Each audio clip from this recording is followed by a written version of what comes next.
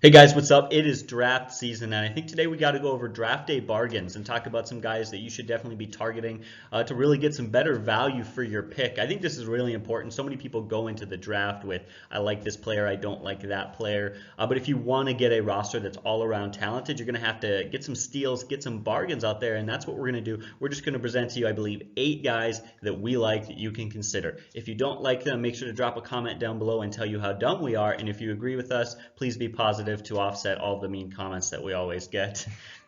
There will be timestamps in the description down below so you guys can skip around to any player that you'd like. And if you're new to our channel, please consider subscribing, hitting the notification button, and stick around for some news, some things we're going to talk about real quick before we get started.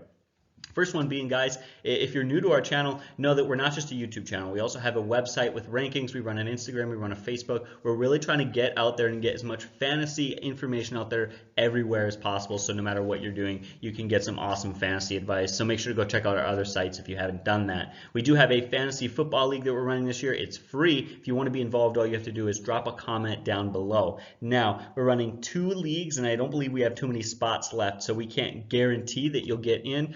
But you don't have to do anything. Just drop your email down below. It's worth a shot, right? So we got a few spots left open just to let you guys know about that.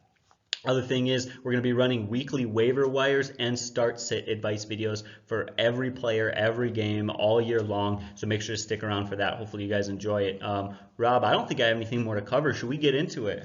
Yeah, we're going to get to the first slide. Before we do, what makes a good pick or a bargain pick? It's not just the numbers that they produce, but really it's where they took them, what it cost you is going to determine. So for us, bargains are really like a combination of projected production combined with your average draft position or auction price.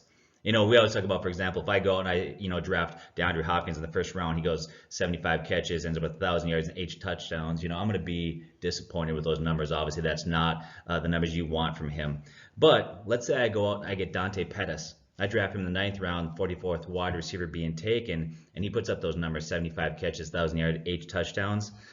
Which, by the way, that is his current average draft position. And I love that pick. That's great value. That makes him a huge bargain there. So it's so important. In order for you to be your league's fantasy champ, you need to find bargains and sleepers. There's no way around it there. There's an old saying in golf that, tournaments can't be won the first round, but they can be lost. Fantasy championships can't be won the first round, but they can be lost. Whether you're drafting Saquon Barkley or Kamara, Michael Thomas, or Hopkins, you really can't go wrong with any of those guys, right? Like, that's just stupid. You're going to be okay. You're going to win, lose your league when it comes to the later rounds. So that's why it's so important to know your bargains, know your sleepers, get your value picks, things like that. I think that's pretty much it. Should we get to our first slide? Yeah, let's get into it. I think we're going to go by position in case you guys are wondering. So we'll go quarterbacks, running backs, and then wide receivers, just so you guys know. So one of the reasons why I want to start with quarterbacks is because I believe that there's so many bargains to be had at quarterbacks. It's my favorite position to find bargains. In fact, I love when everybody's jonesing for the big names at quarterback early in those rounds. I love grabbing extra wide receivers, running back, and then just grab a good quarterback much later. It's always worked for me. It's a great strategy. Stay away from those names once again when that inevitable run starts on quarterbacks, which it'll happen in your leagues. Now, we've done a lot of videos, we've done a lot of metrics, we've talked about this many times, so we don't want to beat a dead horse, but one of the things that we have talked about is there's just more production at quarterback now. The old, law of supply and demand. For example, Dan Marino back in the 80s, there was no other quarterback like him. I mean, his value was through the roof, but nowadays there's a lot of quarterbacks out there. We've seen that graph that will show you more quarterbacks are producing 4,000-yard seasons, are hitting that 30-touchdown passing mark, and because of it does, it's driving down quarterback value, and it's a reason why you can get something later on. I think about Matt Ryan, his rookie, or not his rookie, but when he won the MVP a couple years ago. Guy wasn't drafted last year. He went undrafted in a lot of leagues. Pat Mahomes, I think he was taken 9th round last year. Alex Smith the year before. Ben Roethlisberger last year. Dak Prescott, on and on and on. There's so much value there that guys are drafted later on or go undrafted. Anything you want to add to that before I talk about my first bargain? No, it just seems so obvious, guys. Just every year a guy comes out of nowhere. Last year is Pat Mahomes. I think the other guy was Andrew Luck, who people were so nervous about his injuries. There's going to be another guy like that this year. You can wait on your quarterbacks. In fact, you should wait on your quarterbacks. If you're not, you're wasting an early draft pick, and I really, really think that you shouldn't do that. All right. My first bargain is Ben Roethlisberger, kind of the same as last year. Last season we said it, and we're saying it again. I don't know why people are sleeping on this guy. His average draft position, he's a 16th quarterback being taken in the 11th round.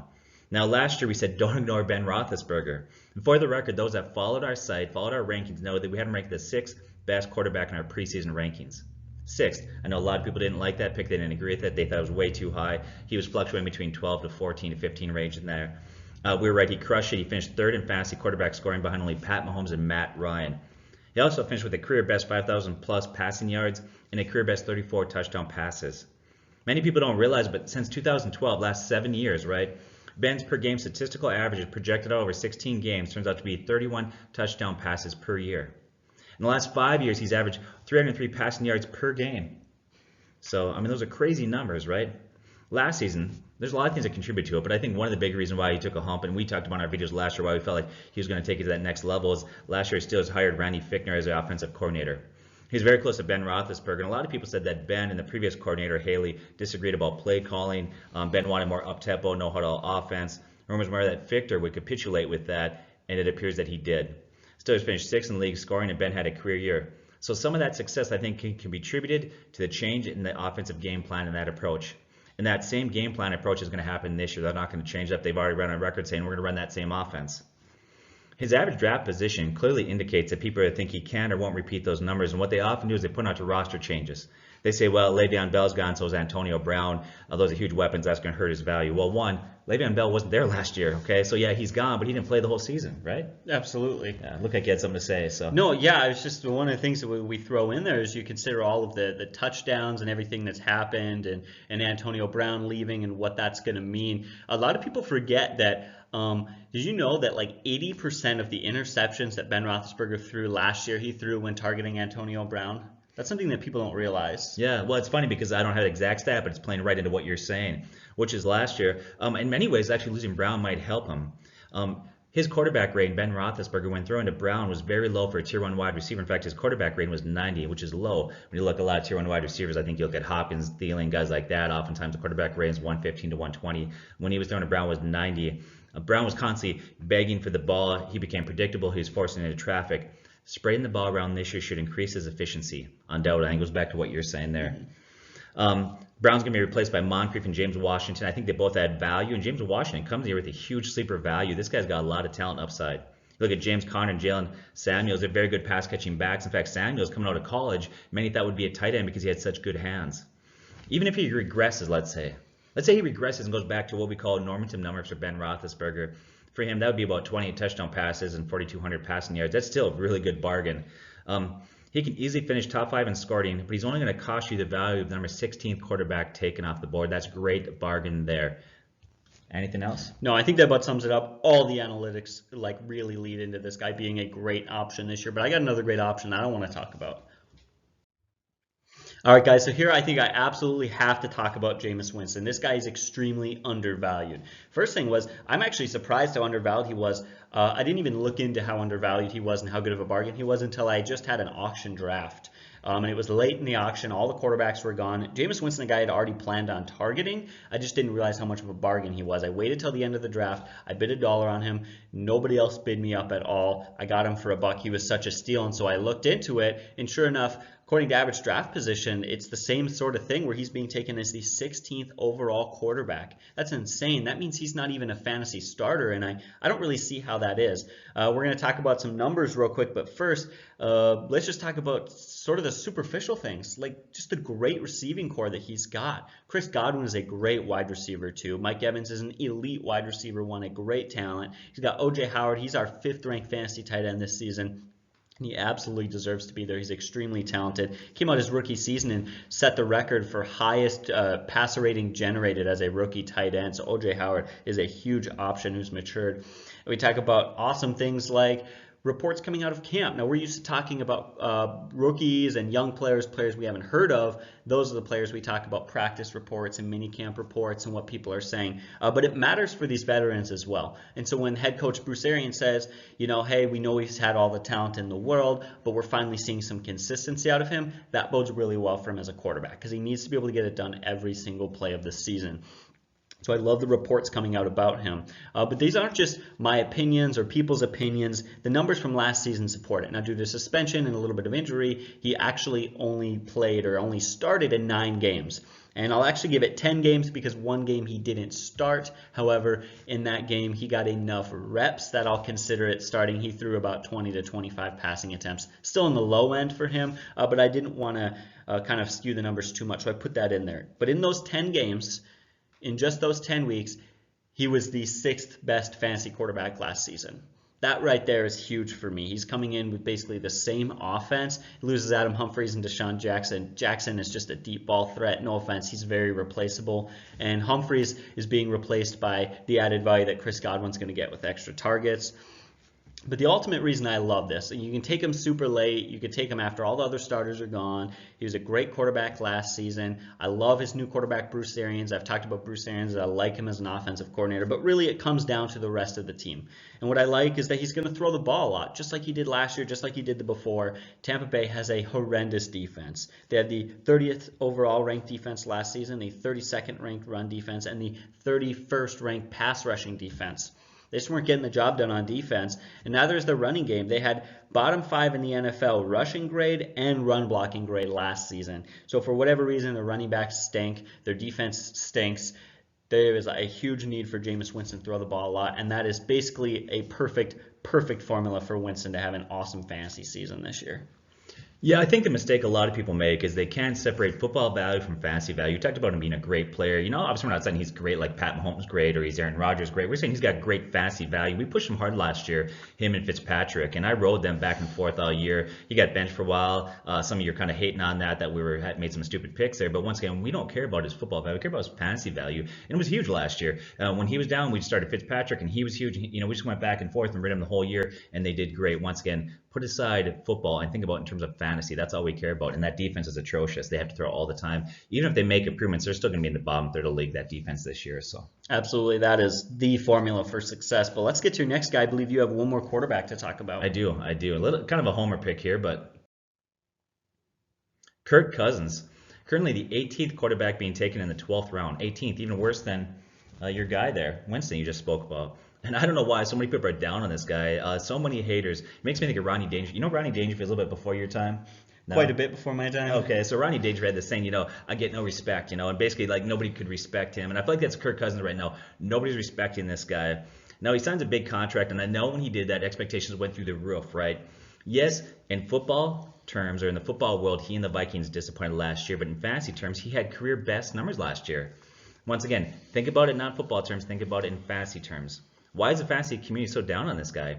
He just missed a QBR. His quarterback rating was 99.7, just missing 100. That left him 10th in the league. His 30 touchdown passes left him 9th in the league, and his passing yards left him 10th in the league. In spite of that, he's being picked as the 18th quarterback overall. In his last 4 years, he's averaged 28 touchdown passes per season, and 3 of those with the Redskins, who have below average weapons. His weapons he has now are much, much improved.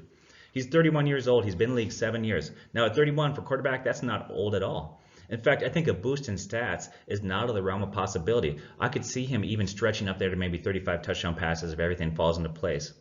Think about it like this. It took till Brady's 8th year that he finally broke 30 touchdown passes, and that year he hit it with 50. Manning and Brett Favre had their best seasons at age 37 and 40. And so once again, at 31, that's nothing for this guy. He's got incredible weapons. Adam Thielen, Stephon Diggs, Dalvin Cook. Dalvin Cook is explosive. He's looking better and better, and he's got great hands. You got Rudolph at tight end, who's got solid hands, and they drafted Irv Smith, a rookie. They drafted him for his ability to be an effective pass-catching tight end. And I think the biggest reason why he struggled last year in football terms was the offensive line. They drafted Bradbury. I think that'll solidify to some extent that offensive line. Just like Ben Roethlisberger, don't panic when people start to run on the quarterbacks. Rather build out your team and your running backs, your wide receivers, grab Cousins late. Sleep well. He's going to be just fine this year. Anything you feel like I'm missing there? No, I don't have anything to add. It is just a great situation. Huge improvements to the offensive line. 2 top 15 talent wide receivers. Yeah. I mean, that's a great system. You got to love the situation there. And again, I love being able to take a guy that I can wait until everyone's taking their quarterback and know my guy's still going to be around. All right, guys, so I want to move on from the quarterback position and get to the running backs. Duke Johnson. Now, typically what happens, a guy gets traded or an injury happens, and boom, a guy goes through the roof, his ADP spikes, and then it comes back down to earth a little bit. But there was almost no spike for Duke Johnson. Yes, it rose quite a bit, but not nearly as much as I would have expected. Get this, according to average draft position, he is the 33rd running back taken off the board. And I checked that because I thought, in standard leagues, that makes a little bit of sense. He's a bit more leaning PPR. I would say it's still low in standard leagues, but I could understand. However, that is his PPR ADP. At 33, that makes him the 76th overall player and a 6th round pick. I absolutely do not understand that. From a running back who has a career 4 yards per carry, 9.3 yards per catch, this guy has, what is it, over 121 catches in his career over the last couple of seasons. The numbers are there. He has over 1,000 receiving yards, by the way, in his career for a running back. That's good. But I don't understand it. Go back to just 2017. Now, in 2018, the offense was extremely changed around. They were switching coaches. They had a new quarterback. I mean, it was a very confusing situation. And due to the explosion of Nick Chubb, he lost a lot of value. He did, but Nick Chubb is an absolutely fantastic running back, so we can't blame him for that. So we almost don't want to count 2018. You go back to 2017 when he really had opportunity. Mind you, he wasn't the starter. He just had more opportunity. He had 77 catches and finishes PPR value as the 11th best PPR running back. That's insane. That's not as a starter. You go to an offense, because 2017 was a bad Browns offense. You go to a much better Texans offense with a great quarterback in Deshaun Watson, make him that #1 starter, get him more carries, more third down targets, and make them rely upon him. Like whether or not they want to, they're leaning on this guy to be their starter. That's huge fantasy value. I don't understand why people aren't taking him, honestly, as a top 15 running back in PPR leagues. I don't understand it. Now, again, he has a little bit less value in standard leagues, but I would still say he's top 30 in standard as well. I'm hyping this guy up quite a bit. I think he's got insane value. But I don't think this is just me. Rob, correct me if I'm wrong, but would you not agree that I think he's a guy who's certainly being undervalued? Yeah, I think so. This guy's got huge PPR value, and like you said, if you look at you kind of forget last year, but the other previous years, he actually did really well and scored pretty high in PPR leagues. I like this guy. He's got a solid play there. I still think that Houston's going to probably bring a guy in to get those carries, but Duke Johnson undoubtedly is going to have a huge year. I wouldn't be shocked at all to see him catch 75 to 80 balls. Absolutely. So I know a lot of you are going to hate this pick, but I ask you to put your feelings aside and just listen to what we have to say. My next guy who's a bargain is LeSean McCoy. He's currently being taken in the 9th round. He is the 43rd running back, which means in 12-team leagues he's being drafted as a running back 4. Yet right now he's the Bills' starting running back. Okay. Now, I know there's been talk out there, yes, that he's going to be traded or maybe cut. He's on the bubble. They want to save money. But mark my word, okay, he'll either be a starting running back for the Bills or for another team this year. It's going to happen. Now, some would point out his brutal 3.2 yards per carry last year, so he's over the hill. He was brutal. Of course, this is all his fault, right? You know, his yards per carry. Or, here's a thought. Maybe it's the fact that Bills' offensive line was near the bottom of the NFL. Many places had him ranked 30, 31st. Very bad offensive line. Or rookie quarterback Josh Allen, who struggled greatly passing the ball and was no threat to defenses. His quarterback rating was 67. He had more interceptions than touchdowns, 10 to 12. Or maybe it's the fact that undrafted wide receiver Foster or Jones were arguably the best wide receivers, which doesn't say much at all. That supporting cast was brutal. Obviously, if I'm a defensive coordinator, there's one guy that I'm looking at that I want to shut down in that offense, and that's McCoy. Good news. Allen's going to improve. He improved down the stretch, and he'll continue that trend this year, that quarterback. They brought in veteran wide receivers John Brown, Cole Beasley. That's an upgrade. And that offensive line should improve. The offensive line's undergoing a major retool, and they draft offensive tackle Cody Ford. They raided free agency. They got center Mitch Morse, guard Spencer Long, right tackle Ty Niski. I probably said his name wrong, Niski, whatever. Nobody even knows who he is anyway, so it doesn't matter. And they also brought in guard John Felix Solano. So anyways, that's going to help. I think his value is going up simply by default. Usually through attrition, the running back position becomes a desperate search for talent once the season starts. We were in 2 16-team leagues last year, and it was hard to find a running back, especially about 8 weeks in, right? Well, the season hasn't started yet, and injuries are already piling up. And there's a lot of disappointment going on there. There's a lot of question marks. Elliott and Gordon holding out. Lamar Miller, torn ACL. And you know once the season starts, other backs are going to go down. So just by default, his value goes up. Just finding a starting running back, and he's a starting running back currently. He's not an exciting pick, but don't underestimate his value. You know the old saying, bird in the hand is better than 2 in the bush. They talked to Coach Sean McDermott. They asked him and general manager about the status of McCoy, and they went on publicly to say that he is the team's #1 running back at this point. In his career, he's been good. 6-time over 1,000 yards rushing. He's had 84 career touchdowns. He's averaged 3.23 catches per game. He's been a very good back. This guy's very proven. Now at 31, he's kind of on that bubble. Is he getting too old? Could he be over the hill? But recently, Frank Gore and Adrian Peterson shows that backs can be productive after the age of 30, and I think he can do it. He's looked very good in preseason. Remember, he's 1 year removed from 1,000 yards, 8 touchdowns, and 59 catches. Not an exciting pick, but he's a very bargain pick for you guys. Once again, the 9th round, 43rd running back being taken. So Yeah, I completely agree. Again, I love you mentioned the catches, 56 catches, that keeps his value up there. And then again, the volume. Those are two things where even if you don't love him, high volume and a guy who can catch out of the backfield has got to boost that value and keep him up there even with his age. Yeah, look at David Johnson last year. He was extremely ineffective, not his fault. Obviously, had to do with Josh Rosen and other factors there. But because of his volume, he still did well. He was top 15 in running back scoring. So volume matters. All right, so I definitely got to talk about David Montgomery. I wasn't going to talk about David Montgomery because I know people are high on this guy. I know people are excited about him. He's a rookie. He's a name that everyone knows. And yet there was one thing, or maybe a couple things, but there's one big thing that made me realize this guy's actually being undervalued, and that's Josh Jacobs. What really stuns me is that Josh Jacobs is being drafted ahead of David Montgomery. And for me, David Montgomery is hands down the better fantasy running back option heading into this season. So let's look at some numbers. He's going as the 24th running back off the board, 54th overall, as a mid to late fourth round pick. That right there automatically makes him low. Honestly, by the time you're out of that top 12, by the time you're drafting guys who really aren't that great, I mean, who'd you rather have, Aaron Jones or David Montgomery? I'd love to take a shot on a guy with much higher upside in David Montgomery. And so that's one of the reasons is that I think he's got to go there for that upside. Not only that, but I love that offense. I love that system. I love the reports coming out of camp about how well he's doing and the reps that he's getting and how preseason's been going. I think that's huge. One of the things that I want to note, though, is a lot of people don't really, when you're going fantasy, really separate football from fantasy football. And that's a bit of a mistake in this situation. Go back to the NFL draft. Did you know that the Bears traded a third, fourth, and sixth round pick to move up just 14 spots and draft this guy? That's how big they are on him. Just 14 spots, less than a half a round. They traded 3 picks away to get this guy.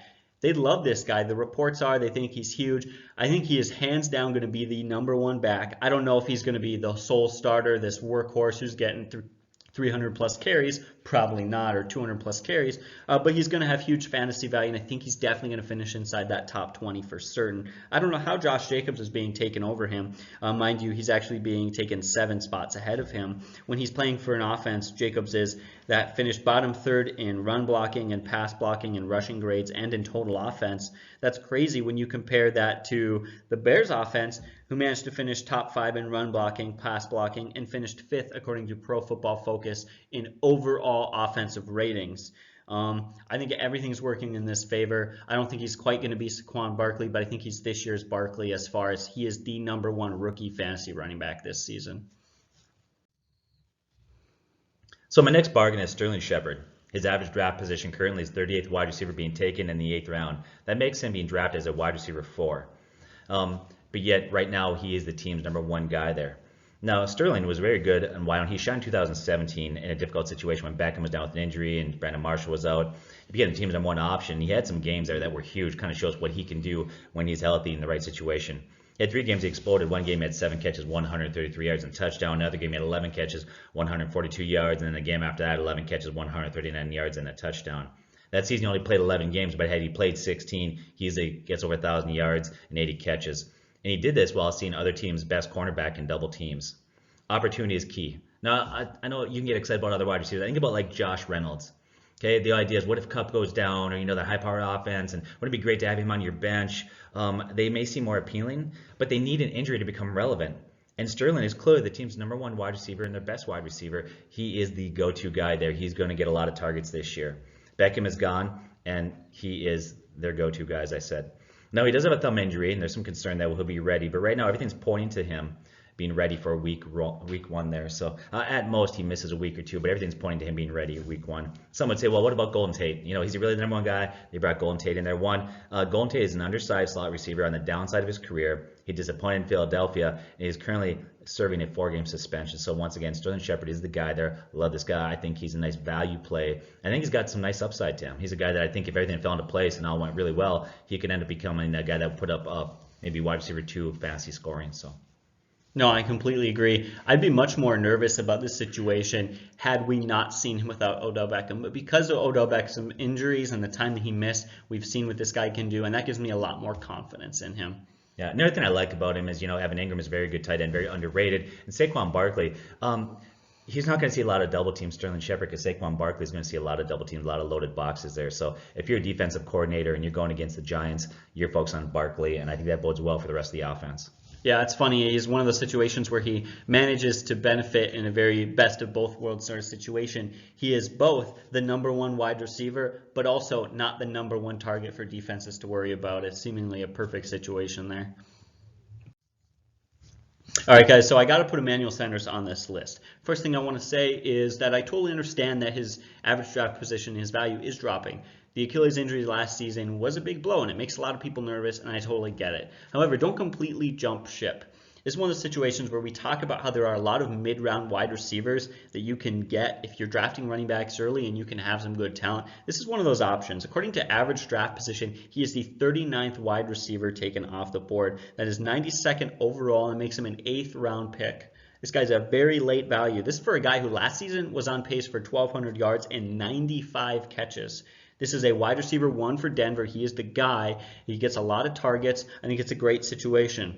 He did it last season with a bad Case Keenum, was on a solid pace. And this season, he's upgrading to Joe Flacco. Now, I'll be honest, I never thought I'd ever say that in my life, that Joe Flacco is an upgrade. And yet, statistically, the numbers are pretty much solid fact that Joe Flacco is a better quarterback. He's played his entire career without any solid wide receiving core in an offense that likes to throw the ball or really wants to help him. And yet, the one time he had a good wide receiver, which was a 35-year-old Steve Smith went for over 1,000 yards and 6 touchdowns, despite, again, that struggling offense that just did not want to throw the ball. And so I think Joe Flacco is going to come here. He's going to throw the ball more than he did in Baltimore, and I think he's going to love to target Sanders. So I think it's certainly a great situation.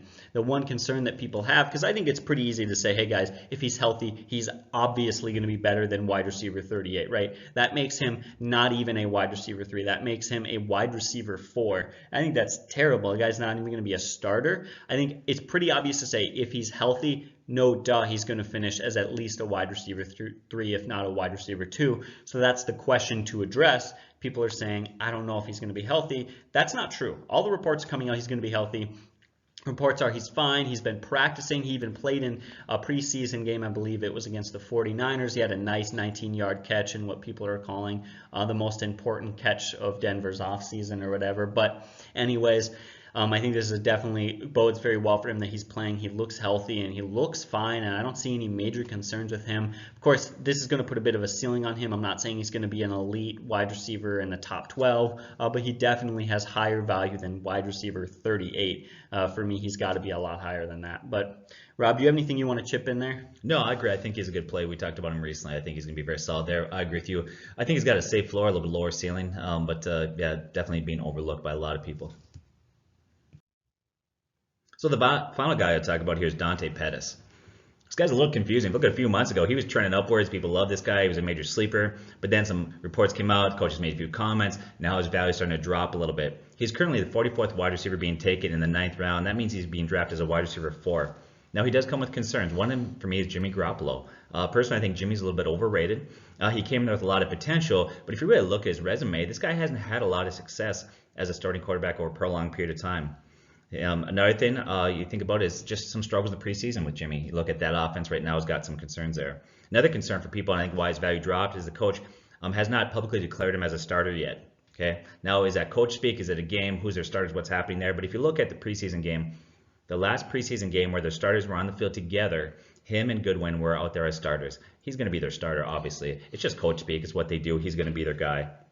I think his question marks give him a lower floor, but I think his talent gives him a high ceiling.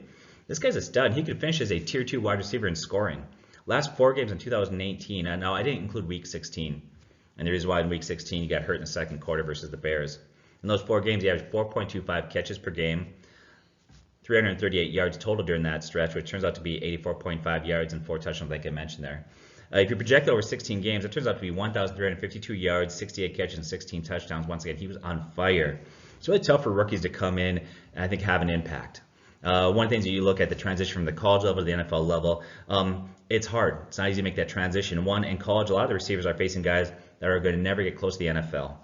Often the receivers are facing what they call off coverage. There are a lot of occurrences where these guys aren't in realistic situations they're now going to face in the NFL there. But last year, this guy showed great separation. Prime example is against Denver Broncos and Tampa Bay, if you look at that. But this happened many times.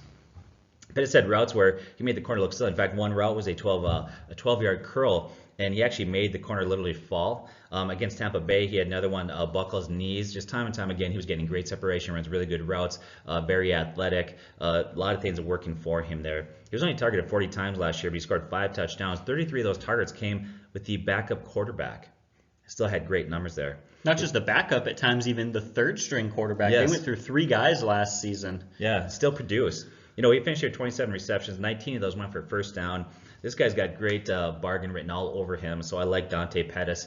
I'm not sure how much sooner I would take him because there are some question marks there, but he's a guy that could be a great bargain that could put up, like I said, wide receiver 2 numbers.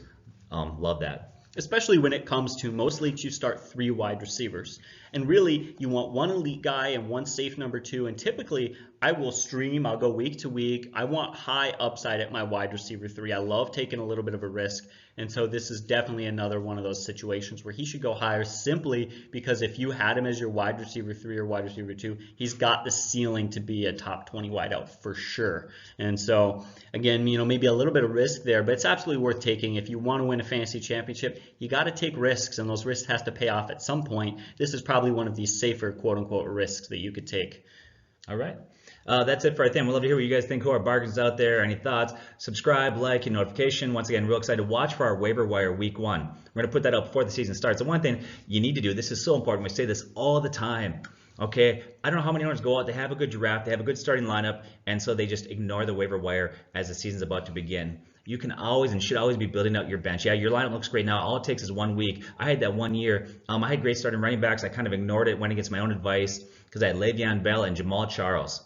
And in back-to-back weeks, they both went down with injuries, and suddenly I was panicking. So even if you have a good team, you should always be in the waiver wire. So watch for waiver wire video and our start-sit video. We cover every team. We cover every game, every player. So. All right. I think that sounds all about good. Now I'm just going to think about how funny that was your players got hurt.